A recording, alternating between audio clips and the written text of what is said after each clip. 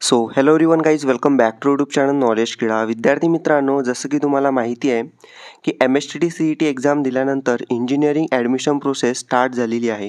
तर engineering admission प्रोसेसमध्ये जे पहिली स्टेप असते तुमची ते म्हणजेच की रजिस्ट्रेशन.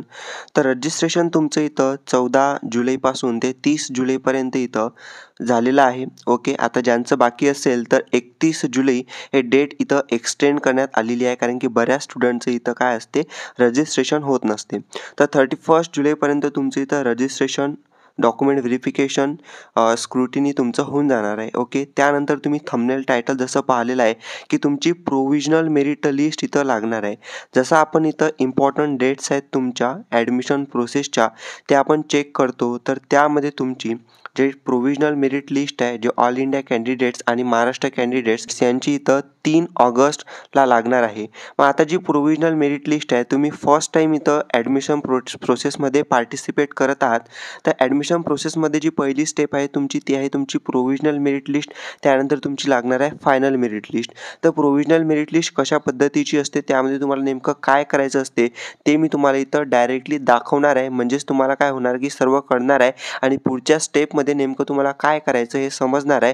त्यासाठी तुम्ही इथं पूर्ण व्हिडिओ कंप्लीट नेमका पहा. ठीक आहे, तर पाहू शकता आता 3 ऑगस्टला जशी तुमची इथं प्रोव्हिजनल मेरिट लिस्ट लागणार आहे, त्यानंतर तुम्हाला मेरिट लिस्ट लागल्यानंतर जर त्यामध्ये काही चुका असतील, अगोदरच सांगून ठेवतो, त्यामध्ये की तुम्हाला वाटत असेल की काही एरर आहे तुमच्या नावामध्ये किंवा पर्सेंटेजमध्ये किंवा काही डिटेल्समध्ये, तर तुम्ही इथं 4 ऑगस्ट ते 6 ऑगस्टपर्यंत तुम्ही इथं ते चुकीसाठी ग्रेव्हन्स सेंड करू शकता. आता ज्यांचं FC असेल, म्हणजेच की फॅसिलिटेशन सेंटर ऑफलाईन असेल, तर तुम्हाला तिथं जाऊन इथं काय करणार आहे, ग्रेव्हन्स सेंड करावं लागणार आहे. तिथं तुमचं दुरुस्त होणार. किंवा ज्यांचं ऑनलाईन तुम्ही डॉक्युमेंट व्हेरिफिकेशन केलं असेल, तर ऑनलाईनच तुम्हाला इथं ग्रेव्हन्स सेंड करावं लागणार आहे आणि तुमच्या ज्या चुका आहेत ते दुरुस्त होऊ शकतात. ठीक आहे, तर आता प्रोव्हिजनल मेरिट लिस्ट कशी असते, चला मी तुम्हाला इथं दाखवतो.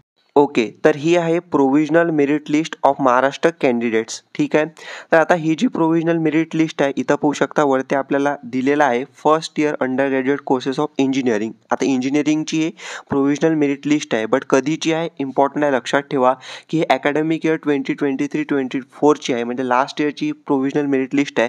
बट जो फॉर्मॅट असतो तुमचा प्रोव्हिजनल मेरिट लिस्टच्या ज्या डिटेल्स असतात तुम्हाला दिलेल्या प्रोव्हिजनल मेरिट लिस्टमध्ये, त्या सेम असतात. ठीक आहे, तर त्यामुळे तुम्हाला फक्त इथे एक डेमो म्हणून हे पाहायचं आहे, कारण की बरेच स्टुडंट्स इथं मिस्टेक करत असतात. प्रोव्हिजनल मेरिट लिस्टला तुम्ही हलक्यामध्ये घेऊ नका, कारण की प्रोव्हिजनल मेरिट लिस्ट ही खूप इम्पॉर्टंट असते. यामध्ये जर सिली मिस्टेक असेल तुमची, ते दुरुस्त तुम्ही करू शकता. फायनल मेरिट लिस्ट लागल्यानंतर तुम्ही ते दुरुस्त करू शकणार नाही आहे. त्यामुळे यामध्ये सर्व गोष्टी तुम्हाला व्यवस्थित पाहायच्या असतात. ठीक आहे, कारण की हे तुम्हाला एक चांगलं कॉलेज मिळून देऊ शकते. तुमच्या पर्सेंटेजवरती सर्व डिटेल्स तुमच्या व्यवस्थित असल्या तर तुम्हाला पुढे प्रॉब्लेम जाणार नाही आहे. ठीक आहे, तर पाहू शकता प्रोव्हिजनल मेरिट लिस्ट कशी असते. तर सर्वात अगोदर तुम्हाला PDF दिलेली असते. ओके, आता इथं 2 पद्धतीने तुम्ही प्रोव्हिजनल मेरिट लिस्ट तुमची चेक करू शकता. एक तर जेव्हा तुम्ही लॉग इन करता, लॉग इन केल्यानंतर तुम्हाला इथं डायरेक्टली तुमचा मेरिट नंबर जो असेल, रँक जी असणार आहे तुमच्या पर्सेंटेजवरती, ती तुम्हाला तिथं लॉग इन केल्यानंतर समजणार आहे, तुमची कॅटेगरी वगैरे सर्व.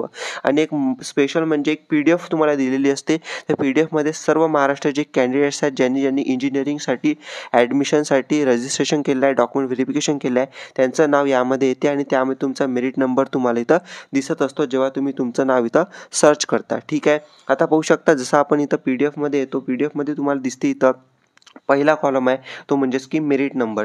तर मेरिट नंबर जसं पाहू शकता 1 2 3 4 5 6 7 8 9, म्हणजे असा नंबर कितीपर्यंत की जेवढे स्टुडंट महाराष्ट्रामधून इंजिनिअरिंगसाठी ॲडमिशन प्रोसेससाठी डॉक्युमेंट व्हेरिफिकेशनसाठी अप्लाय केलं आहे, तर तेवढे इथं पूर्णच्या पूर्ण नावं त्यांचे इथं सिलेक्ट झालेले आहेत आणि त्यामध्ये आलेले आहेत.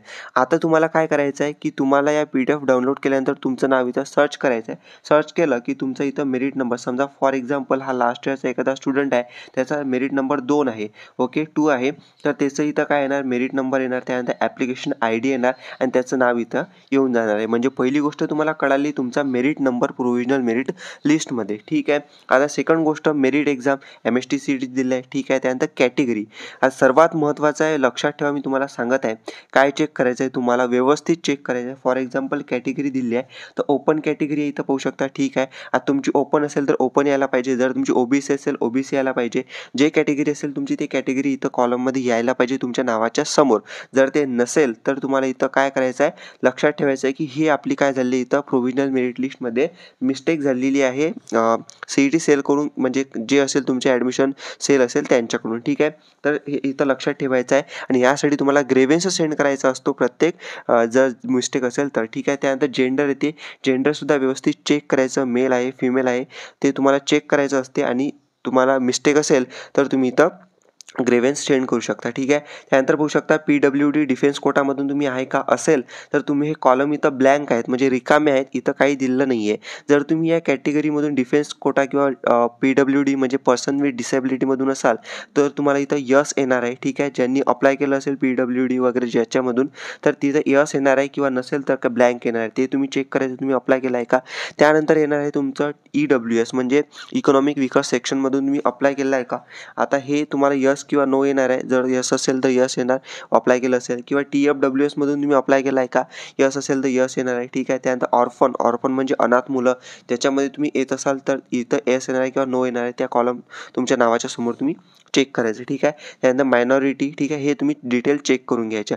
ज्या डिटेल तुम्ही ॲडमिशनचा फॉर्म भरताना, रजिस्ट्रेशन करताना, डॉक्युमेंट व्हेरिफिकेशन करताना दिलेल्या आहेत, फॉर्म फिलअप केलेला आहे, त्या गोष्टी तुम्हाला यस किंवा नो इथं चेक करायचे आहेत. ठीक आहे, त्यानंतर इथे महत्त्वाचं तुमचं पर्सेंटेल. ओके, हे व्यवस्थित चेक करायचे पर्सेंटेल जे तुम्ही आहेत तुम्हाला PCM असो PCB असो, जे PCM ओके इंजिनिअरिंगसाठी PCMच महत्त्वाचं आहे. तर PCM तुमचं जे असेल फिजिक्स केमिस्ट्री आणि मॅथमॅटिक्स जे असेल त्याचे पर्सेंटेल व्यवस्थित चेक करायचे आणि टोटल पर्सेंटेलसुद्धा तुम्ही इथं चेक करायचे, कारण की पर्सेंटेलवरूनच तुमची इथं रँक इथं ठरत असते, त्यामुळे पर्सेंटेल व्यवस्थित चेक करायचे. त्यानंतर तुम्हाला पाहू शकता HSC बोर्डमध्ये PCMमध्ये किती पर्सेंटेज ते चेक करायचे, कारण की यावरून सुद्धा तुमचा इथं रँक ठरत असतो, कारण की सेम पर्सेंटेज असते समजा MST CETमध्ये.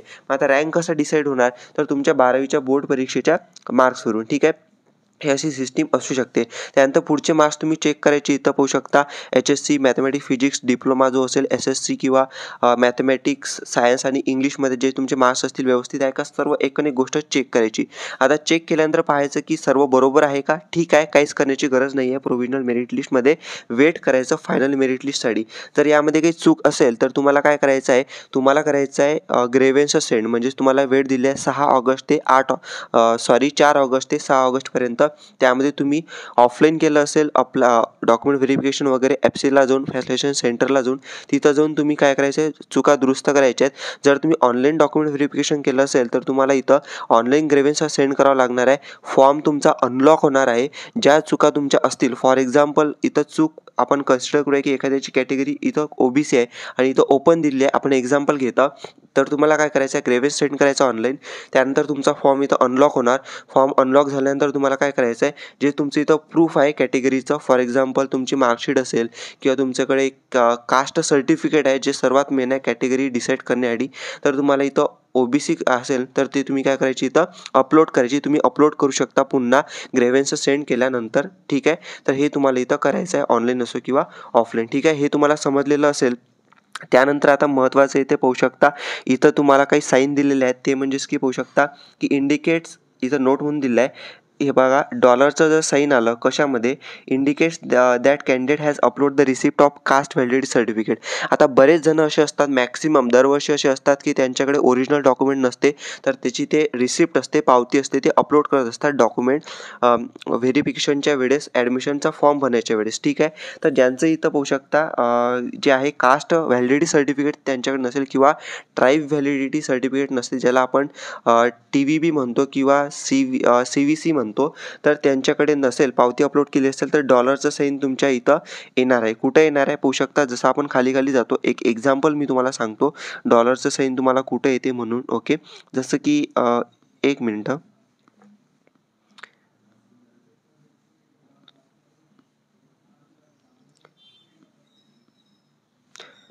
ओके, तर पाहू शकता समजा फॉर एक्झाम्पल हा एक स्टुडंट आहे आणि ह्या स्टुडंटच्या नावासमोर पाहू शकता जे कॅटेगरी आहे, कॅटेगरीच्या समोर कोणतं साईन आलेलं आहे. आपण डॉलरचं एक्झाम्पल पाहिलं कास्ट व्हॅलिडिटी सर्टिफिकेट किंवा ट्राईब व्हॅलिडिटी सर्टिफिकेटसाठी इथं काय हॅशचं चिन्ह आहे. आता हॅश म्हणजे काय, यानं कोणतं इथं रिसिप्ट अपलोड केलेलं आहे, ठीक आहे, ते सांगतो मी तुम्हाला. तर हॅश म्हणजे पाहू शकता इथं तुम्हाला दिलेलं आहे. हॅश म्हणजे पाहू शकता indicates that candidate had uploaded the receipt of non criminal certificate. म्हणजे नॉन क्रिमिनल सर्टिफिकेटची काय इथं रिसिप्ट अपलोड केलेली आहे, ओरिजिनल डॉक्युमेंट अपलोड केलेलं नाही आहे. ठीक आहे, हे तुम्हाला इथं लक्षात येते. त्यानंतर पाहू शकता जर तुमच्यासमोर @ इथं साईन येत असेल तर त्यामध्ये काय दिलं आहे इथं की तुम्ही EWS सर्टिफिकेटचं काय केलं इथं पावती अपलोड केली आहे, रिसिप्ट अपलोड केलेली आहे, एवढं तुम्ही लक्षात घ्यायचं. हे साईन एवढंच तुम्हाला इंडिकेट करते. ठीक आहे, तशा पद्धतीची डिटेलमध्ये तुम्हाला प्रोव्हिजनल मेरिट लिस्ट चेक करायची असते. जेच तुम्हाला सांगितलं आहे सर्व समजलेलं असेल. हा व्हिडिओ तुम्ही पुढे शेअर करा आणि वेट करा फायनल मेरिट लिस्टसाठी. जर तुम्हाला काही डाऊट्स असतील मला कॉमेंट्समध्ये नक्की सांगा आणि तुम्हाला समजलेलं आहे का कॉमेंट्समध्ये नक्की सांगा. ओके, आणि चॅनलला सबस्क्राईब करून ठेवा. अशाच पद्धतीची इम्पॉर्टंट ॲडमिशन प्रोसेसची व्हिडिओ तुम्हाला स्टेप बाय स्टेप येणार आहे. Thank you for watching the video. Stay connected. Thank you.